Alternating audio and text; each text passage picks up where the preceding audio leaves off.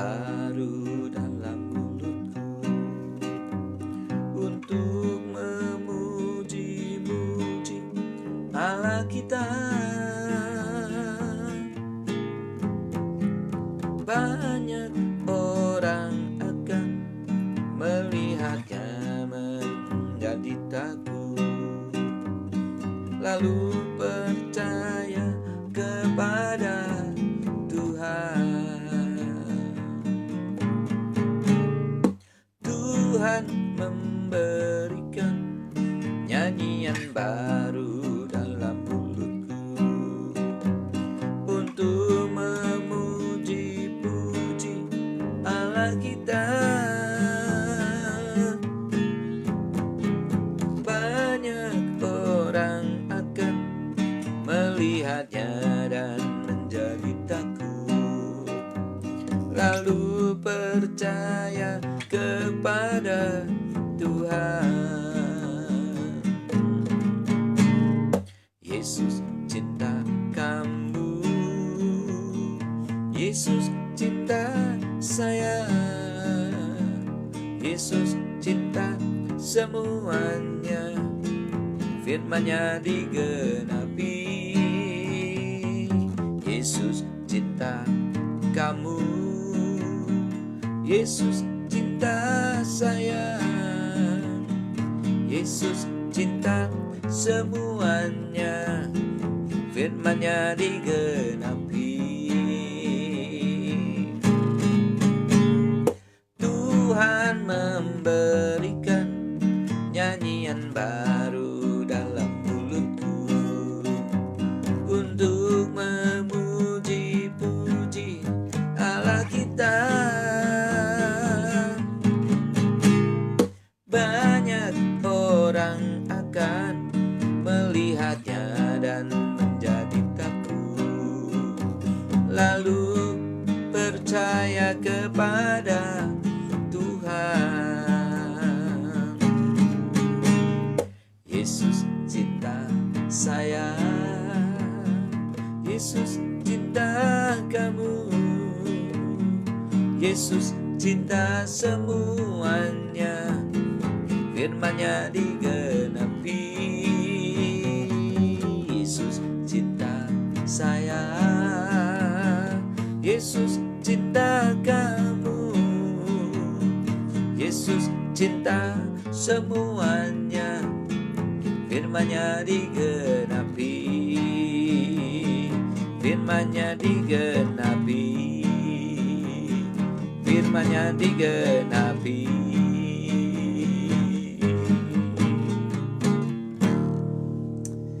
Puji Tuhan, puji Tuhan. Ya, Tuhan memberikan kepada kita, saudara-saudara ya, nyanyian-nyanyian pujian. Nyanyian pujian yang baru. Dan Tuhan memberikan hikmat kepada pencipta-penciptanya untuk mengarang lagu atau membuat lagu baru, ya, lagu-lagu rohani, lagu-lagu pujian untuk memuliakan Tuhan. Makanya saudara-saudara, dari dulu sampai sekarang lagu-lagu rohani itu tidak habis-habis. Ada terus, ada terus, ada terus, dan ada terus. Ya. Dan puji Tuhan, nyanyian-nyanyian itu bervariasi sekali saudara-saudara, ya. Dan rasanya ketika kita menyanyikannya, ya, hati kita terangkat memuji Tuhan. Ada lagu-lagu bernada penyembahan, tapi juga ada lagu-lagu praise, lagu pujian yang bernada apa ya?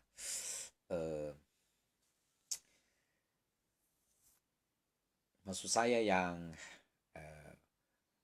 lagu-lagu cepat, ya, berirama cepat, saudara sekalian, itu lagu-lagu gembira, ya.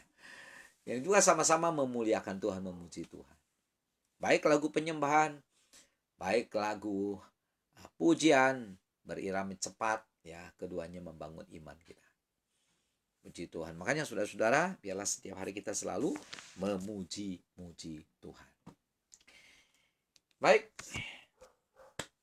kita akan masuk dalam renungan firman Tuhan, sebelumnya marilah kita berdoa terlebih dahulu. Bapa yang baik, Bapa di surga, sampaikanlah firman-Mu bagi kami Tuhan, kami siap mendengarkannya. Urapilah dan pakai hamba-Mu untuk dapat memaparkan firman-Mu ini, hingga kami semua mengerti kehendak Tuhan dan mampukanlah kami untuk melakukannya juga dalam kehidupan sehari-hari. Sebab kami rindu menyenangkan hati Tuhan. Di dalam nama Yesus kami berdoa. Amin. Mari kita lanjutkan lagi Lukas pasal 2, saudara-saudara. Yang sudah kita bahas adalah ayat 1 sampai 32 ya. Berarti hari ini ayat 33 dan seterusnya. Mari Bapak Ibu, Lukas 2 ayat 33 saya bacakan. Dan bapa serta ibunya amat heran akan segala apa yang dikatakan tentang dia. Ya. Coba sekali lagi saya baca. Bapak serta ibunya, katanya huruf besar. Berarti bapak dan ibunya Yesus. Siapa? Yusuf dan Maria. Yusuf dan Maria ini amat heran, merasa heran, takjub. Ya. Mendengar segala apa yang dikatakan tentang Yesus oleh Simeon. Ya, saudara sekalian. Jadi kita masih membahas dan belajar bersama-sama soal Simeon ini. Simeon memaparkan siapa Yesus. Simeon berbicara soal Yesus. Dan itu membuat Yusuf dan Maria takjub, heran. Ya. Mereka kagum akan apa yang diceritakan mengenai Yesus, saudara-saudara. Ya, dari sini kita dapat menarik satu pelajaran. Memang, saudara-saudara, ya, kalau kita berbicara soal Yesus, itu bikin kita takjub, bikin kita terheran-heran, ya, membuat kita jadi tambah kagum kepada Tuhan. Ya memang, saudara-saudara, karena dialah sumber segala hal-hal yang ajaib. Tuhan Yesus boleh dikatakan sebagai spesialisasi hal-hal mustahil. Jadi, kalau ada hal-hal mustahil, hal-hal yang tidak mungkin, serahkan kepada Tuhan Yesus. Tuhan Yesuslah ahlinya. Pasti yang mustahil jadi tidak mustahil. Pasti yang tidak mungkin jadi mungkin, saudara-saudara. Sekali lagi ya, Tuhan Yesuslah spesialisasinya. Spesialisasi perkara-perkara mustahil. Sama seperti dokter. Ada dokter spesialisasi jantung. Ada dokter spesialisasi bedah. Ya. Ada dentis, ahli gigi, ya saudara. Ada dokter neuro, ahli saraf, saudara sekalian. Ya. Ada dermatologi, dermatologis, ahli kulit, saudara sekalian. Ya. Ada dokter jantung, ahli soal jantung, ahli soal penyakit jantung, maksudnya seperti itu, saudara sekalian, ya. Dan banyak lagi dokter-dokter spesialisasi. Ada spesialisasi ini, ada spesialisasi itu. Ya, artinya ada yang ahli ini, ahli itu, masing-masing punya bagiannya sendiri-sendiri. Saudara-saudara. Nah, Tuhan Yesus adalah spesialisasi hal-hal mustahil. Hal-hal yang tidak mungkin. Tuhan mau bikin yang tidak mungkin jadi mungkin, yang tidak bisa jadi bisa. Ya. Yang artinya tak dapat dilakukan oleh kita, Tuhan Yesus bisa lakukan. Itu namanya Tuhan Yesus adalah spesialisasi hal-hal mustahil. Sekarang saya bertanya kepada saudara, adakah di antara saudara yang saat ini mengalami masalah yang mustahil diselesaikan? Begitu. Bukan cuma sulit, mustahil. Kalau sulit sih mungkin masih bisa diusahakan untuk jadi bisa ya. Walaupun jalannya rumit dan panjang. Tapi kalau tidak mungkin itu artinya sudah tidak bisa lagi, tidak ada harapan. Sama seperti orang sakit. Sakit cancer stadium 4. Nah, dokter mengatakan udah kasih aja deh apa yang dia mau kasih. Nah, kalau dokter udah ngomong gitu saudara, itu tandanya sudah tidak ada harapan untuk orang itu sembuh. Mustahil. Ya, saudara sekalian. Tapi kalau dokter berkata, memang ini penyakit berat, tapi bisa disembuhkan. Ya, dengan cara operasi atau bagaimana ya, segala daya upaya dilakukan. Itu namanya masih bisa sembuh. Walaupun prosesnya panjang dan sulit. Ya, saudara-saudara. Tapi kalau sudah dikatakan mustahil, itu artinya sudah tidak bisa sembuh. Masalah tidak bisa selesai. Ya, hutang tidak mungkin bisa terbayar. Karena penghasilan saudara mungkin cuma 10, utangnya 100. Kapan lunasnya, saudara-saudara? Iya kan? Nah, itu namanya hal-hal yang mustahil. Jangan khawatir, saudara-saudara. Bawa semuanya itu kepada spesialisasi mustahil, yaitu Tuhan Yesus Kristus. Maka saudara, Tuhan bisa menolong kita. Caranya bagaimana? Terserah Tuhan, serahkan aja sama Tuhan. Ya. Kalau pakai pikiran kita sendiri, nggak kepikir. Tapi Tuhan bisa, saudara-saudara. Memikirkannya, menjalankannya, dan melakukannya. Sehingga hal-hal mustahil jadi tidak mustahil. Yang tidak mungkin jadi mungkin. Oh, ya. Haleluya. Sekali lagi ya. Yang mustahil jadi tidak mustahil. Yang tidak mungkin jadi mungkin. Yang tidak bisa jadi bisa. Itulah Tuhan Yesus. Saudara sekalian.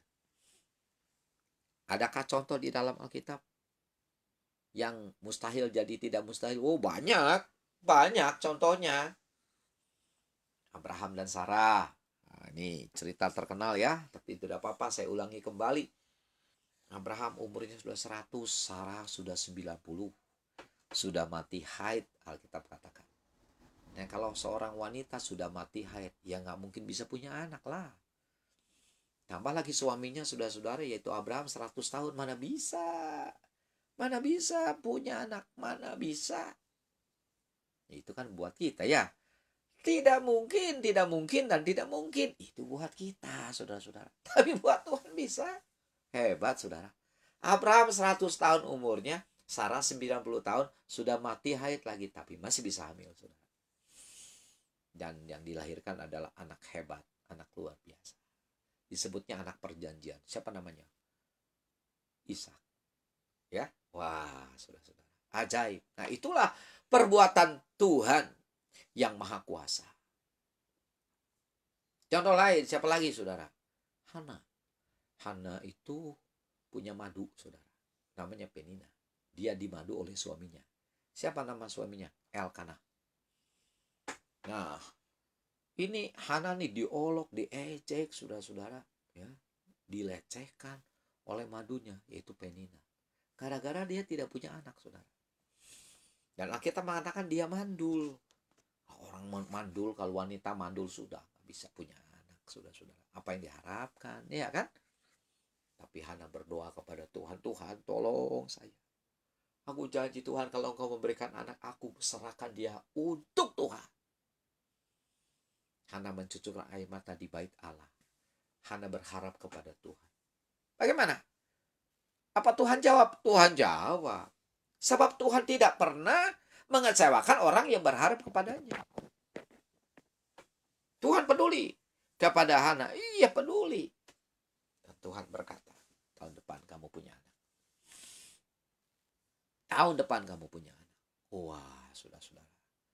Yang mandul bisa punya anak, saudara-saudara. Benar, lahirlah anaknya. Dan anaknya yang diberi oleh Tuhan adalah anak yang luar biasa. Siapa namanya? Samuel.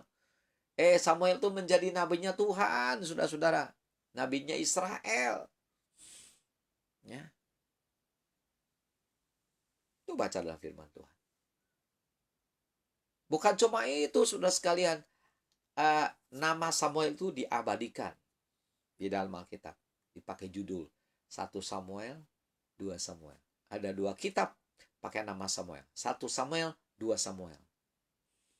Karena saya mau tanya, itu anak-anak Penina ada nggak namanya yang disebut dalam Alkitab? Satu pun tidak ada, saudara. Tapi anak Hana yang berharap kepada Tuhan, anaknya diabadikan. Dipakai judul 2 kitab dalam perjanjian lama. 1 Samuel, 2 Samuel. Bukan cuma berhenti sampai di sana, saudara-saudara. Tuhan berikan lagi anak. 5 anak lagi untuk Hana melahirkannya. Bayangkan perempuan mandul, sekarang total anaknya berapa? 6, saudara-saudara. Wah, luar biasa. Siapa yang bikin? Tuhan Allah Maha Kuasa. Sebab dialah spesialisasi hal-hal yang mustahil. Yang tidak mungkin jadi mungkin, yang mustahil jadi tidak mustahil. Yang tidak bisa jadi bisa. Karena bagaimana? Penina berani lagi mengolok-olok Hana? Nggak bisa. Nggak berani, anaknya 6. Bahkan anak sulung itu sudah dipakai Tuhan luar biasa. Menjadi nabinya Tuhan. Ayo. Penina nggak bisa ngomong apa-apa. Bungkam sekarang, saudara. Itulah cara Tuhan, saudara-saudara, untuk menolong orang yang berharap kepadanya. Makanya kalau saudara difitnah orang, dijahatin orang, ya, dicurangin orang, jangan takut. Serahkan sama Tuhan. Saudara jangan balas. Tuhan melarang kita untuk membalas kejahatan dengan kejahatan. Kalau kita membalas kejahatan dengan kejahatan, maka kita juga adalah jahat di mata Tuhan. Betul sih, saudara berbuat jahat kepada orang itu ada alasannya. Dia dulu sih jahat. Makanya saudara jahat kepadanya. Ada alasan memang. Tapi tetap di hadapan Tuhan itu tidak benar. Kita tetap berbuat jahat kepada orang itu. Jadi saudara, kalau orang berbuat jahat, jangan dibalas jahat. Jangan. Serahkan saja kepada Tuhan. Ada orang yang fitnah saudara. Ada orang yang mencurangi saudara. Ada orang yang merugikan saudara. Serahkan kepada Tuhan. Jangan balas. Jangan balas. Tuhan tidak mau kita membalas kejahatan dengan kejahatan. Jangan. Serahkan kepada Tuhan. Nanti Tuhan yang bertindak. Nah, kalau Tuhan yang bertindak, saudara-saudara, Tuhan akan membungkam orang jahat itu. Hingga dia tidak bisa ngomong apa-apa lagi tentang saudara. Tuhan akan membungkamkan mulut jahatnya untuk lagi tidak memfitnah saudara. Ya. Jadi saudara-saudara, kita punya pembela yang agung, yang besar. Siapa namanya? Tuhan Yesus Kristus. Serahkanlah kepadanya segala masalah-masalah kita. Dialah spesialisasi hal-hal mustahil. Haleluya. Ada contoh lain? Ada. Ini masih mengenai yang mandul-mandul nih ya. Zakaria dan Elisabet. Kita mengatakan saudara-saudara, Zakaria dan Elisabet ini sudah sekian lama menikah, tapi belum punya anak juga. Kenapa? Itu Elisabetnya mandul, saudara. Mandul lagi nih, sama seperti Hana. Tapi kalau saudara baca dalam kitab, itu Zakaria berdoa kepada Tuhan untuk istrinya. Ya, nah ini seorang suami yang baik, saudara. Suka mendoakan istrinya. Bapak-bapak, para suami, termasuk saya. Ya, doakan istri kita, saudara-saudara. Ya, doakan. Suami yang baik itu pasti mendoakan istrinya. Pasti, saudara-saudara. Doakan supaya kuat rohaninya, kuat imannya kepada Tuhan. Doakan supaya dia tetap setia kepada Tuhan. Doakan supaya dia takut akan Tuhan. Begitu. Ya, supaya dia cinta Tuhan dan dipakai Tuhan untuk kemuliaan nama Tuhan. Itu, jangan didoain cepat mati ya, sudah sekalian. Ya mungkin ada saudara seorang suami mengharapkan istrinya cepat mati, sebab mungkin istrinya cerewet, ceriwis, bawel, banyak nuntut. Ya doain cepat mati aja lah, cepat mati. Ya.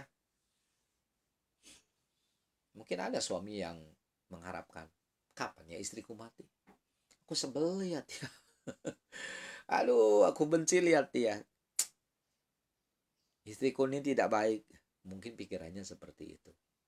Ya karena memang mungkin istrinya tidak baik. Bisa saja saudara seperti itu. Tapi saudara-saudara, sekalipun istri kita tidak baik, jangan didoakin cepat mati. Doakan supaya dia jadi orang baik, jadi istri yang baik ya saudara-saudara. Nah apalagi kalau dia baik, doakanlah untuk hal yang lebih baik lagi, kan begitu. Nah Zakaria mendoakan Elizabeth. Mendoakan bukan karena Elizabeth jahat, tidak. Mendoakan karena Elizabeth mandul. Zakaria mohon anak supaya Tuhan berikan kepada mereka. Karena sudah sekian lama menikah, mereka tidak punya anak. Jadi Zakaria mohon kepada Tuhan, Tuhan berikan aku anak, berikan aku anak. Mungkin begitu ya. Tapi saudara, Tuhan itu sungguh tidak pernah mengecewakan orang yang berharap kepadanya. Tuhan jawab saudara-saudara. Tuhan kasih tahu kepada Zakaria, tahun depan kamu punya anak. Ya, bakal punya anak. Saudara sekalian. Nah, apa yang terjadi? Benar, tahun depan punya anak. Lahirlah seorang anak. Anaknya luar biasa. Namanya siapa? Yohanes Pembaptis. Siapa yang tidak tahu Yohanes Pembaptis? Wah, itu luar biasa. Orang utusan Tuhan, dipakai Tuhan, diurapi Tuhan. Dia berkhotbah di padang gurun, tapi orang mengikuti, mau dengar khotbahnya. Sebab dipenuhi dengan kuasa. Anak luar biasa. Itu hasil dari permintaan Zakaria yang mendoakan istrinya supaya bisa hamil, dan benar Tuhan menjawab kerinduannya. Saudara sekalian. Jadi bagaimana? Elizabeth yang sudah mandul ditambah lagi dengan usia tua. Nah, ini mirip dengan Sarah, saudara. Elizabeth juga usianya sudah mulai tua. Ya, Alkitab katakan itu. Tapi masih bisa punya anak. Siapa yang bikin? Tuhan. Jadi betul-betul bagi Tuhan tidak ada yang mustahil, saudara-saudara. Mereka minta anak biasa. Ya dong, Zakaria dan Elizabeth minta anak biasa. Layaknya anak-anak yang lain. Tapi Tuhan beri anak luar biasa. Yohanes Pembaptis. Wah, hebat ya. Jadi orang yang berharap kepada Tuhan itu akan mengalami hal-hal yang luar biasa, saudara-saudara. Maka itu belajar berharap kepada Tuhan. Belajar berharap kepada Tuhan, jangan berharap kepada manusia, jangan berharap kepada dunia ini. Harap kepada Tuhan. Ya, saudara-saudara, harap kepada Tuhan. Nanti Tuhan akan membuat hal-hal ajaib dan hal-hal luar biasa dalam hidup kita. Coba perhatikan ya, Abraham dan Sarah. Mandul kan? Sarahnya mandul. Tapi ketika Abraham berdoa kepada Tuhan, Tuhan berikan anak. Yang diminta tentu anak biasa. Tapi Tuhan berikan anak luar biasa, namanya Ishak. Ya, disebutnya anak perjanjian. Luar biasa. Sekarang Hana dan Elkanah. Hana kan mandul ya, saudara-saudara ya. Nah, Hana minta anak biasa yang diminta. Tapi Tuhan beri anak luar biasa. Namanya siapa? Samuel. Jadi nabinya Tuhan. Jadi nabinya Israel. Ya. Oke, sekarang Zakaria dan Elizabeth. Mereka minta anak biasa, saudara-saudara. Tapi Tuhan beri anak luar biasa. Namanya siapa? Yohanes Pembaptis. Hebat kan, saudara-saudara? Kenapa bisa terjadi? Bisa karena mereka berharap kepada Tuhan. Jadi siapa orang yang berharap kepada Tuhan akan mendapatkan hal-hal yang luar biasa. Tapi kalau sudah berharap kepada manusia, mungkin saja apa yang sudah harapkan juga bisa didapatkan. Tapi ya pastilah yang didapatkan itu adalah hal-hal yang biasa. Atau mungkin di bawah biasa. Bukan luar biasa. Atau bisa juga sudah kecewa sama sekali karena kita tidak mendapatkan apa-apa. Karena memang sudah Tuhan tidak mau kita berharap kepada manusia. Harap kepada Tuhan. Nanti Tuhan akan berikan hal-hal yang ajaib dan luar biasa dalam hidup kita. Jadi mulai hari ini dan seterusnya, saudara sekalian berharap kepada Tuhan. Ya, Tuhan yang mana? Tuhan Yesus Kristus yang adalah spesialisasi hal-hal ajaib. Yusuf dan Maria takjub, kagum, ya, mendengar berita tentang Yesus yang disampaikan oleh Simeon. Jadi kalau bicara Yesus itu bicara hal ajaib. Bicara soal Tuhan adalah bicara ajaib. Makanya tadi saya katakan, dialah spesialisasi hal-hal mustahil. Keajaiban itu timbul karena adanya masalah yang tidak bisa diselesaikan, tapi ternyata oleh Tuhan bisa. Ajaib dan mujizat itu terjadi karena ada satu sakit penyakit yang tak bisa disembuhkan, ternyata Tuhan bisa sembuhkan. Nah, itu namanya ajaib. Itu namanya mujizat, saudara-saudara. Ya. Hal ajaib itu ketika kita membutuhkan sesuatu yang tak mungkin kita mendapatkannya karena keterbatasan kita, tetapi ternyata Tuhan berikan kepada kita. Ah, itu namanya mujizat. Itu namanya ajaib. Nah, yang bisa melakukan seperti itu hanya Tuhan Yesus Kristus. Siapa di antara saudara saat ini mungkin menghadapi hal-hal mustahil? Aduh, tak mungkinlah ini bisa selesai. Mungkin saudara berkata begitu ya. Tak mungkinlah persoalanku bisa beres. Tak mungkinlah keinginanku ini bisa tercapai. Tak mungkinlah kebutuhanku ini bisa aku dapatkan. Karena saudara melihat kemampuan saudara yang sangat terbatas. Mungkin juga saudara yang sakit saat ini berkata, tak mungkinlah sakit penyakitku ini bisa disembuhkan, penyakitku terlalu berat. Saudara-saudara mulai hari ini jangan ngomong gitu lagi, saudara. Jangan ngomong tidak mungkin. Ya betul, kalau buat kita banyak yang tidak mungkinnya. Tapi bagi Tuhan semuanya mungkin, saudara-saudara. Ya, itu sebabnya berharap kepada Tuhan, berharap kepada Tuhan, berharap kepada Tuhan, berharap kepada Tuhan. Ayo, saudara punya masalah apa? Duduklah di bawah kaki Tuhan, ngomong sama Tuhan. Berharap kepada Tuhan. Nanti Tuhan akan lakukan hal ajaib buat saudara. Tuhan akan lakukan hal besar buat saudara. Tuhan akan lakukan hal-hal yang indah dalam kehidupan kita. Oh, luar biasa. Ya, siapa di antara saudara yang saat ini susah, sedih, bingung, tidak tahu mesti berbuat apa? Jangan pernah putus asa. Saudara punya Tuhan Yesus, saya juga punya. Nah, jadi setiap orang yang punya Tuhan Yesus pasti ada harapan. Setiap orang yang punya Tuhan Yesus pasti dia akan mengalami hal ajaib. Ya, siapa yang punya Tuhan Yesus, dia akan ditolong Tuhan. Siapa yang punya Tuhan Yesus, pasti saudara, Tuhan akan mempedulikannya. Asal kita dekat saja kepada Tuhan, asal saja kita terus berharap kepada Tuhan, Tuhan tidak akan kecewakan kita. Hanya saja saudara-saudara, soal waktu menolong kita, itu bukan kita yang menentukan. Ya, Tuhan yang menentukan. Kita tidak bisa berkata, sekarang Tuhan, sekarang aku butuhnya sekarang, Tuhan kasih. Nggak bisa. Ya kalau saudara minta sekarang, lalu Tuhan juga mau beri sekarang, itu bisa terjadi sekarang. Tapi kita minta sekarang, kalau Tuhan nggak bisa. Bulan depan, ya bulan depan, saudara. Dan itu waktu yang terbaik. Ya, saudara berkata, Tuhan, sekarang Tuhan. Tuhan bilang, enggak, 5 tahun lagi. Ya 5 tahun lagi. Ya, tapi saudara-saudara, walaupun masih lama pertolongan Tuhan itu pertolongan Tuhan itu tidak terlambat, dan itulah waktu yang tepat menurut ukuran Tuhan. Dan itulah pasti saudara-saudara yang paling baik, paling benar. Karena pikiran Tuhan itu paling benar. Pikiran kita belum tentu benar, saudara. Ya, yang kita anggap baik buat kita belum tentu baik buat Tuhan. Gitu. Jadi serahkanlah semua kepada Tuhan. Yang penting kita sudah berdoa. Ya, Tuhan mau mengabulkan doa kita kapan, itu terserah Tuhan. Yang pasti saudara-saudara, Tuhan tidak akan membuat kita celaka. Ya, Tuhan tidak akan mungkin membuat kita hancur. Percayalah saudara, karena Dia adalah Tuhan yang baik, Tuhan yang ajaib, Tuhan yang maha kasih kepada kita.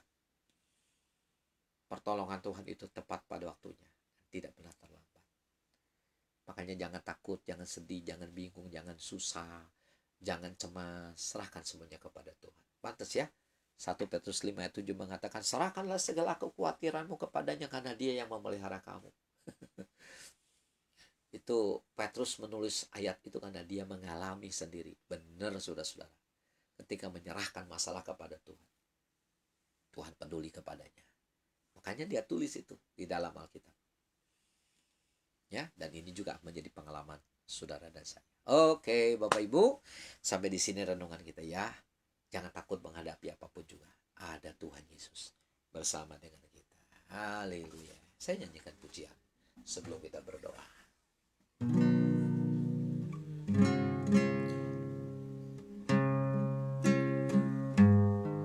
Bila hati kita susah, penuh dengan beban berat, penuh dengan beban berat, jangan takut dan jangan bimbang. Dan jangan bimbang, ada Yesus menolong, ada Yesus menolong. Bila hati kita susah, amin, penuh dengan beban berat, jangan takut dan jangan bimbang, jangan takut dan jangan bimbang, ada Yesus menolong, ada Yesus menolong, ada Yesus, ada Yesus, ada Yesus, ada Yesus, ada Yesus yang menolong hidupmu, ada Yesus, haleluya, ada Yesus yang menolong hidupmu, ada Yesus, ada Yesus, ada Yesus, ada Yesus yang menolong hidupmu, ada Yesus, ada Yesus, ada Yesus yang menolong hidupmu, ada Yesus yang menolong hidupmu, ada Yesus yang menolong hidupmu.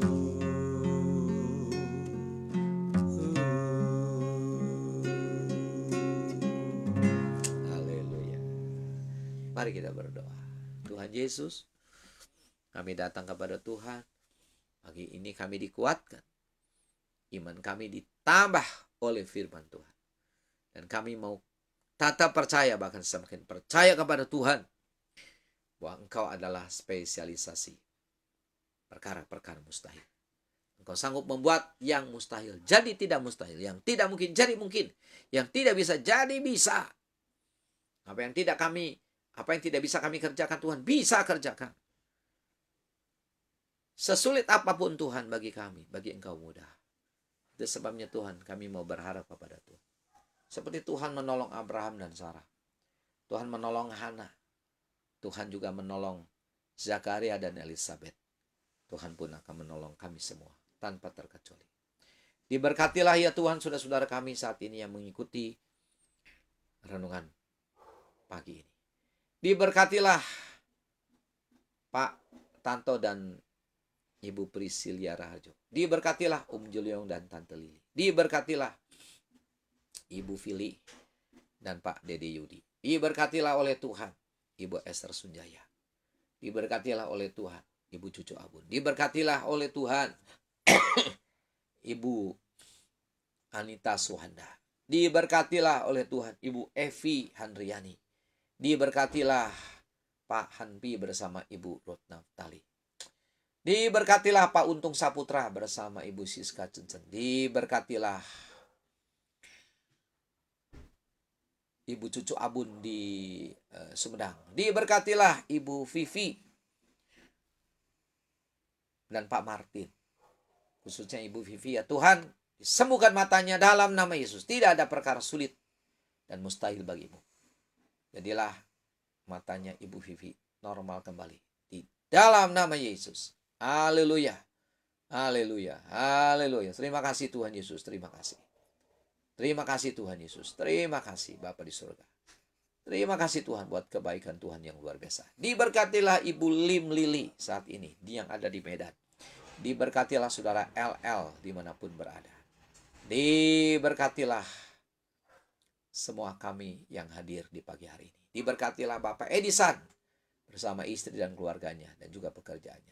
Diberkatilah kami semua ya Tuhan. Kami dan diberkatilah Ibu Stefani Santi bersama keluarganya. Dalam nama Tuhan Yesus, Diberkatilah semua saudara-saudara yang hadir dalam renungan pagi hari ini. Terima kasih Tuhan Yesus, terima kasih. Kau baik, baik, baik, dan luar biasa baik. Kami serahkan Tuhan hidup kami dalam tangan-Mu. Peganglah tangan kami, supaya kami tidak jatuh dalam dosa. Dalam nama Tuhan Yesus, kami telah berdoa. Amin.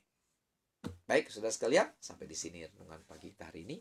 Kiranya menjadi berkat buat semua saudara. Kita jumpa lagi nanti pukul 22 ya, dalam renungan malam. Oke, saya pamit saudara sekalian. Selamat berhari Senin, selamat bekerja, sukses untuk semua saudara. Jangan lupa Bapak Ibu, kita harus takut akan Tuhan selalu. Shalom.